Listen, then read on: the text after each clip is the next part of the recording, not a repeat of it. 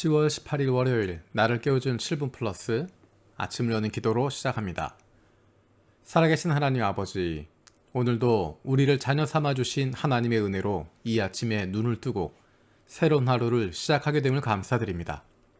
새로운 일주일을 시작하는 은혜를 주셨음을 감사합니다. 이번 주도 항상 기뻐하고 끊임없이 기도하고 모든 일에 감사하는 그리스도인의 행복한 삶을 살아갈 수 있게 하여 주옵소서. 계속 이어지고 있는 코로나 상황으로 어려움을 겪고 있는 이들을 기억하며 기도합니다. 경제적으로, 정신적으로, 그리고 영적으로 힘들고 어려운 이들을 불쌍히 여겨 주시옵소서. 속히 코로나가 가라앉고 진정되게 하여 주시고 다시 평안을 되찾을 수 있게 하여 주시길 원합니다. 코로나로 인한 어려움에 처한 선교사들과 가족들을 위해서 기도합니다. 코로나로 어려움을 겪고 있는 선교제 상황들이 점점 더 힘들어지고 있습니다.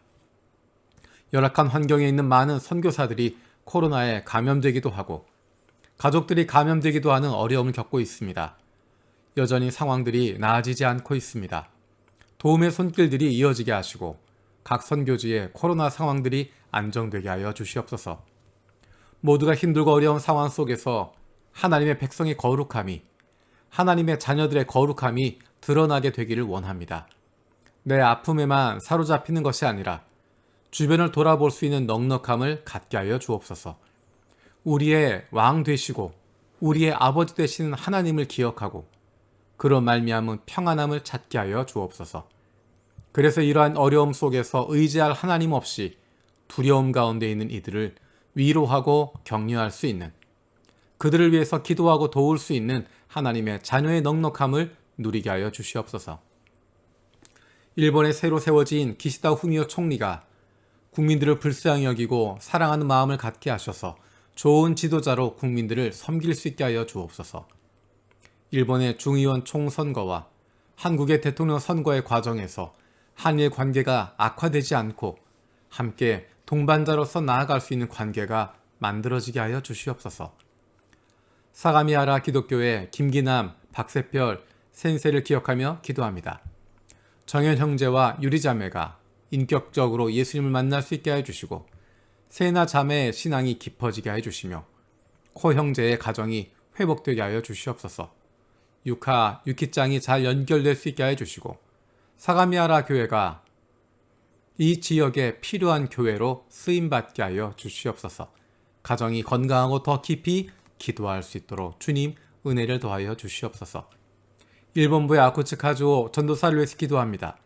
가족이 큰 사고와 병에서 지켜지게 하여 주시고 주님이 허락하신 사역지에서 착한 종이 되게 하여 주옵소서. 우리 교회 예배 사역을 위해서 기도합니다. 교회 건물에서 모이기 어려운 상황이 계속되면서 거룩한 예배 장소가 바로 우리의 삶의 자리임을 알게 하심을 감사드립니다. 예배를 위해서 섬기는, 준비하는 많은 손길들이 있습니다. 열심으로 섬기는 가운데서도 예배에 집중할 수 있는 은혜가 있게 하시고 성령께서 그 마음들을 위로하여 주시고 격려하여 주시옵소서. 주중에 있을 예배와 다음 주에 있을 예배를 준비하는 손길들 가운데 함께 하셔서 영이신 하나님께 영과 진리로 예배할 수 있도록 준비하게 하여 주시옵소서. 지난 9월 1일부터 시작한 성경일독 리바이벌 20일 21을 위해서도 기도합니다. 하나님의 말씀을 가까이 하고 소중히 여기는 거룩한 습관이 생길 수 있게 하여 주시고 창세기부터 요한계시록까지 흐르고 있는 하나님의 마음을 알고 담고 그 뜻대로 살아갈 수 있는 힘을 얻게 하여 주옵소서. 육신의 연약함을 가지고 있는 지체들을 위해서 기도드립니다. 그 회복을 위하여 기도하는 기도를 들어주시고 응답하여 주옵소서. 함께 기도하는 가족들을 위로하여 주시고 이러한 육신의 연약함으로 인하여 가족이 하나가 되고 하나님께로 가까이 나아갈 수 있는 기회가 되게 하여 주시옵소서. 믿음을 잃어버리지 않게 하시고 확신을 가지고 감사함으로 간구하게 하여 주옵소서. 못된 암세포들 예수 그리스도의 이름으로 사라지게 하여 주시고 치료의 광선으로 저들의 아픈 부위를 비추어 주시기를 원합니다. 예수 그리스도의 치료의 손길로 안수하여 주시고 새로운 세포들이 소생하게 하여 주시옵소서. 감사드리고 예수님의 이름으로 기도드립니다. 아멘. 오늘 함께 읽을 리바이벌 21, 22 본문은 민수기 34장에서 36장까지입니다. 요단강 건너편 모압 평지에서 이스라엘 백성들에게 주시는 하나님의 말씀입니다. 이 시간에 그 가운데 35장 11절, 12절 말씀을 읽겠습니다. 성읍들 가운데 얼마를 도피성으로 정하여 실수로 사람을 죽게 한 자가 그곳으로 도피하게 하여라. 그 성읍들을 복수자를 피하는 도피처로 삼아서 사람을 죽게 한 자가 회중 앞에서 재판을 받기 전에 죽는 일이 없도록 하여야 한다. 아멘. 성경에서는 살인에 대해서 굉장히 중요하게 이야기하고 있습니다. 살인죄를 지으면 그것을 돈으로 갚는 것이 아니라 목숨으로 갚아야 된다라고 이야기합니다. 의도적으로 누군가를 죽였을 때 그 살인자를 죽일 사람은 피해자의 피를 보복할 친족이다라고 이야기합니다. 그는 그 살인자를 만나면 죽일 수 있다라고 이야기합니다. 그것은 생명에 대해서 생명으로 갚아라 라고 하는 의미, 그것보다 더 중요한 것은 그만큼 생명이 소중하다라는 것입니다. 살인을 저지르지 못하도록 만들고 있는 것입니다. 성경에서는 구체적으로 어떤 것이 고의로 죽이는 살인이다 라고 하는 것들을 분명하게 이야기를 합니다. 하지만 살인사건이 일어나게 되었을 때 원한이 없지만 사고에 의해서 누군가를 죽게 할 경우도 있습니다. 그럴 경우에 그 사람이 재판을 받을 때까지 피할 수 있는 곳, 그곳이 바로 도피성입니다. 죽임을 당한 사람의 가족들은 그 피를 갚을 수 있기 때문에 어디서든 그 살인자를 만나면 죽일 수 있습니다. 하지만 자기의 억울함이 있기 때문에 내가 의도한 것이 아닌데, 내가 누구를 죽이고자 했던 것이 아닌데 살인사건이 일어났을 때 재판을 받을 수 있도록 그에게 기회를 주는 것입니다. 그것이 바로 도피성입니다. 그리고 도피성에서 그가 의도해서 죽인 것이 아니라, 원수여서 죽인 것이 아니라 실수로 의도하지 않았지만 어쩔 수 없는 상황 가운데 그런 일이 벌어졌다라는 것을 증명하게 되면 그는 죽임을 당하지 않습니다. 물론 그가 의도적인 살인자였다고 하면 재판을 통해서 사형을 받게 될 것입니다.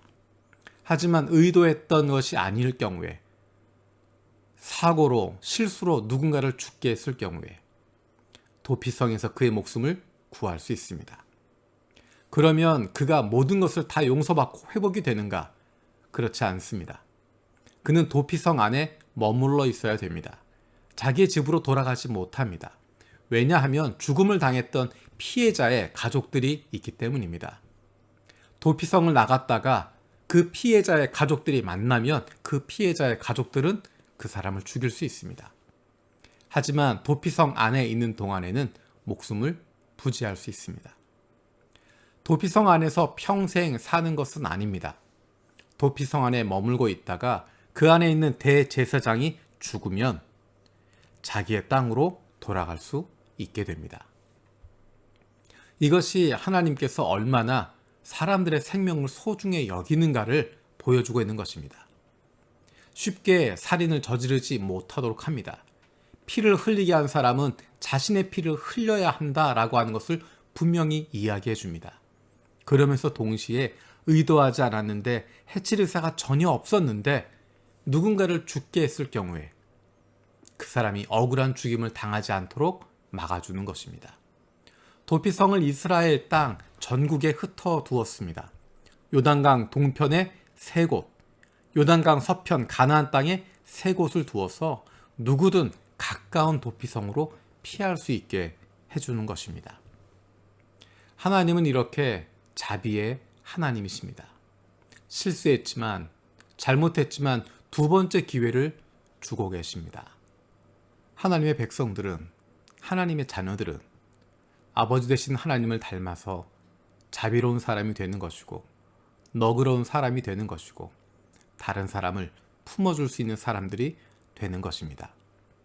다른 사람의 실수에 대해서, 다른 사람의 잘못한 것에 대해서 격려해 줄 수 있고, 위로해 줄 수 있는, 다시 일어설 수 있도록 응원해 줄 수 있는 것, 그런 자비함과 넉넉함을 가지고 있는 것이 하나님을 닮은 하나님의 백성, 하나님의 자녀들의 모습입니다. 다른 이들에게 도피성 같은 존재가 되어줄 수 있는 사람들, 누군가를 품어줄 수 있는 힘들고 어려운 이들이, 억울한 일을 당하고 있는 이들이 피할 수 있는, 도움을 얻을 수 있는, 그 눈의 눈물을 닦아줄 수 있는 곳, 그것이 바로 도피성이었고, 그런 역할을 하는 사람들이 바로 하나님의 백성들입니다. 주님께서 가르쳐 주신 기도로 마치겠습니다. 하늘에 계신 우리 아버지여, 이름이 거룩히 여김을 받으시오며 나라가 임하시오며 뜻이 하늘에서 이루어진 것 같이 땅에서도 이루어지이다. 오늘 우리에게 일용할 양식을 주시옵고 우리가 우리에게 죄 지은 자를 사하여 준 것 같이 우리 죄를 사하여 주시옵고 우리를 시험에 들게 하지 마시옵고 다만 악에서 구하시옵소서. 나라와 권세와 영광이 아버지께 영원히 있사옵나이다. 아멘.